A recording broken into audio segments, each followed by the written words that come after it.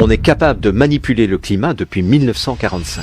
Certaines personnes prétendent que la géo-ingénierie, c'est un mythe, que c'est une théorie du complot. Alors que, en fait, quand on regarde dans les archives des gouvernements, on se rend compte que depuis 1945, on a un certain nombre de programmes scientifiques qui visent à manipuler le climat à travers, entre autres, des épandages aériens, mais pas que. Un exemple assez célèbre de cela, c'est la manière dont les États-Unis ont utilisé la géo-ingénierie lors de la guerre du Vietnam en 1965-66, où ils ont utilisé cette technologie pour faire devancer la mousson au Vietnam. Et leur but, c'était, en faisant pleuvoir 3 mois avant la saison naturelle des pluies, c'était d'embourber complètement l'armée Viet Cong et de pouvoir avoir un avantage stratégique sur eux. Bon, ce qu'ils avaient oublié, c'est que en faisant ça, l'armée américaine, elle aussi, a été complètement embourbée dans la jungle et ça n'a servi à rien. Mais n'empêche que ça, c'est un exemple tout à fait historique où on a utilisé la géo-ingénierie à des fins militaires pour essayer d'avoir un ascendant sur un ennemi potentiel ou un ennemi réel. Et des exemples comme cela, il y en a des centaines depuis 1945 pour manipuler le climat, provoquer des tremblements de terre ou des tsunamis.